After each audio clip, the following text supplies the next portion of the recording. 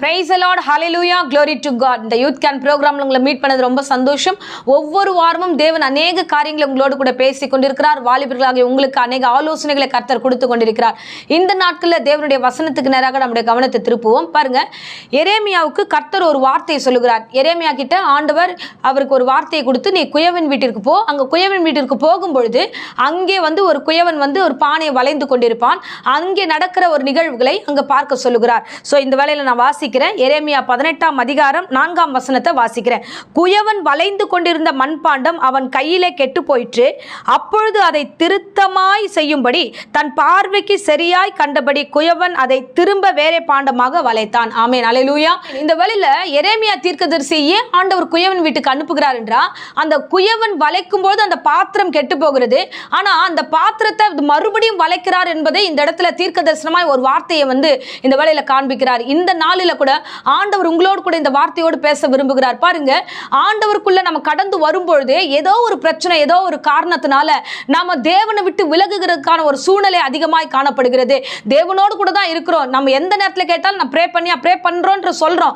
ஆனா சில பிரச்சனைகள், சில காரியங்கள், சில மன போராட்டங்கள், இல்ல இந்த வாலிப வயதில் தேவையில்லாத இடர்கள், இச்சைகள், இது நிமித்தமாக ஏதோ ஒரு சூழ்நிலையில் ஆண்டவரை விட்டு பின்னிட்டு நாங்க போகிறோம். அப்ப பின்னாடி போகும்போது நமக்கு ஒரு எண்ணம் வரும், ஐயோ இனிமே ஆண்டவர் நம்மளை சேர்த்துக்க மாட்டாரா, நான் தவறுதல் செஞ்சுட்டேன், நான் தப்பு செஞ்சுட்டேன், நான் ஏதோ ஆண்டவர்கிட்ட தான் இருந்தேன், ஆனா இப்போ இந்த காரியத்தை நான் தவறுதலா நடந்துட்டேனே என்று மனம் கசந்து அழுகிற இந்த வேளையில மாலையில யாராகிலும் இருந்தீங்கன்னா, இன்னைக்கு ஆண்டவர் இந்த வசனத்து மூலமா உங்களோடு கூட பேச விரும்புகிறார். அல்லேலூயா. இன்னைக்கு அநேக பிள்ளைகள் அப்படிதான், நல்லா தெரிந்தே தான் சில காரியங்கள் நம்ம செய்கிறோம், தெரிந்தே சில இடர்கள் நம்முடைய வாழ்க்கையில வருவது உண்டு. ஆனா இன்னைக்கு என்ன பேச விரும்புகிறார் என்றால், நான் மறுபடியும் திரும்பவும் உன்னை வளைப்பேன் என்று கர்த்தர் சொல்கிறார். அந்த வசனத்துல பார்க்கிறோம், தன் பார்வைக்கு சரியாய் கண்டபடி குயவன் அதை திரும்ப பாண்டமாக வளைக்கிறான். அல்லேலூயா. ஆண்டவர் இதை குறித்து தான் அங்க பேசுகிறார். இஸ்ரவேல் ஜனங்கள் என்னை விட்டு கடந்து போனார்கள், ஆனா அவங்களை நான் திரும்பவும் கட்டுவேன், நான் எழுப்புவேன் என்று கர்த்தர் வார்த்தை கொடுக்கிறார். அல்லேலூயா. இஸ்ரவேல் குடும்பத்தை குறித்து அவர் அக்கறை உள்ள தேவனாக இருக்கிறார். இன்றைக்கு வாலிபர்களாக உங்களிடத்துல ஆண்டவர் திருத்தமாய் சில வார்த்தைகள் பேச விரும்புகிறார். அல்லேலூயா. சோ இந்த நாட்களில் இந்த வாலிப வயதுல அநேகர் பாவம் செய்து இடறுகிறார்கள், எல்லாரும் வழி தப்பி போகிறார்கள். ஆனா ஆண்டவர் ஒவ்வொரு முறையும் இந்த உலகத்துல நீ வாழ்கிற வரைக்கும் ஆண்டவர் திரும்ப திரும்ப உங்களிடத்துல வருவார். நீங்க எத்தனை முறை அவர் விட்டு நீங்க கடந்து போனாலும், ஐயோ நான் இல்ல, என்னால ஆண்டவர் கிட்ட நெருங்க முடியல, பாவம் நான் அதிகமா செஞ்சுட்டேன் அப்படின்னு நினைச்சுக்கிட்டு நீங்க ஒதுங்கினாலும் சரி, இல்ல ஆண்டவர் என்னை சேர்த்து கொள்ள மாட்டாருன்னு தேவையில்லாத கணக்கோட நீங்க வீட்டுக்குள்ளேயே அமர்ந்திருந்தாலும் சரி, ஆண்டவர் உங்களை தேடி திரும்ப வருவார். இன்னைக்கு தீர்க்க தரிசனமா கர்த்தருடைய வார்த்தை சொல்லுகிறது, நான் திரும்ப உன்னை புது பாத்திரமாய் நடத்துவேன், திரும்ப உன்னை எடுத்து நான் கட்டுவேன், நான் திரும்ப எடுத்து உன்னை ஊழியத்தில் நடத்துவேன், நான் திரும்ப எடுத்து உன் ஸ்தானத்தில் உன்னை கொண்டு போய் சேர்ப்பேன் என்று கர்த்தர் இந்த வேளையில வார்த்தை கொடுக்கிறார். அல்லேலூயா. ஆண்டவர் அழிக்கிறவர் அல்ல, அழிந்த காரியத்தை மறுபடியும் உருவாக்குகிற தேவனாய் இருக்கிறார். அல்லேலூயா. இந்த உலகத்தில் இருக்கிற மனுஷர்கள் நாம எப்போ கெட்டு போவோம், எப்போ நம்ம விழுந்து போவோம் காத்துக்கிட்டு இருப்பாங்க. அது அப்படியே ஒன்றும் இல்லாமல் நம்முடைய ஆவிக்குரிய வாழ்க்கையை சிதறடிச்சிருவாங்க. ஆனா தேவன் அப்படி இல்லை, அவர் திரும்ப திரும்ப திரும்ப உங்களிடத்துல கடந்து வருகிற தெய்வமா இருக்கிறார். அல்லேலூயா.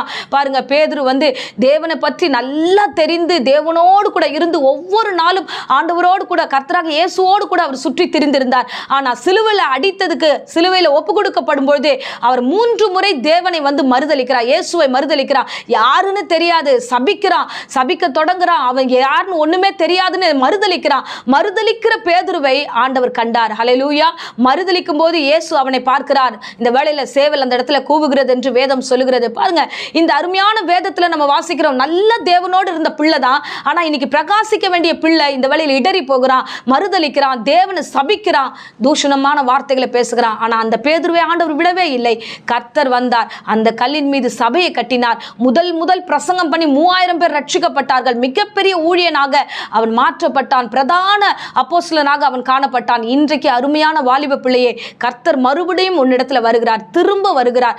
எதை குறிச்சும் பயப்படாதீங்க. இந்த உலகத்துல நீ உயிரோடு இருக்கிற வரைக்கும் திரும்ப திரும்ப திரும்ப தன்னுடைய அன்பை வெளிப்படுத்துகிறவர், திரும்ப திரும்ப உன்னை பயன்படுத்த விரும்புகிறவர், உன் அண்டையில வருகிற இயேசு உன்னோடு இருக்கிறார். எதை குறிச்சும் பயப்படாம தேவ சமூகத்துல திரும்பி பாருங்க. இந்த பிரசங்கம் உங்களுக்கு பிரயோஜனமா இருக்கும்.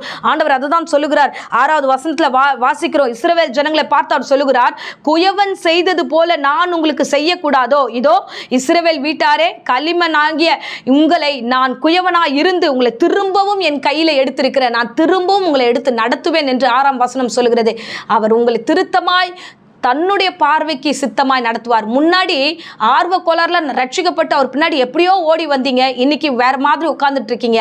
இப்ப ஆண்டவர் சொல்றாரு, நான் என் பார்வைக்கு விருப்பப்படி உன்னை மகிமையில நடத்த போகிறேன், என் பார்வைக்கு விருப்பப்படி உன்னை எடுத்து நடத்துவேன், உன்னை உயர்த்துவேன், உன்னை ஆசீர்வதிப்பேன் என்று கர்த்தர் சொல்லுகிறார். அதனால தேவ சமூகத்துல நோக்கி ஓடி வாங்க. விட்ட இடத்துல கர்த்தர் உங்களை அழைக்கிறார். தொடர்ந்து வாங்க. கர்த்தர் பெரிய காரியங்கள் உங்களுடைய வாழ்க்கையில செய்து உங்களை ஆசீர்வதிப்பார். ஆமென். இப்பொழுது உங்களுக்காக அடியேன் ஜெபிக்கிறேன். இருந்த இடங்களை கண்களை மூடி ஜெபிப்போம்.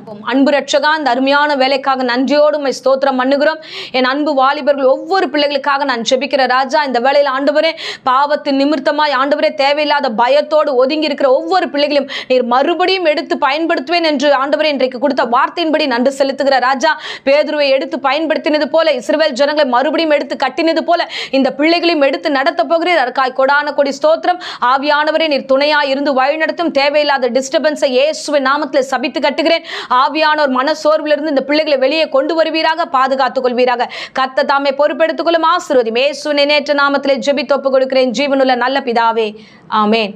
ஆமென். Praise the Lord. God bless you.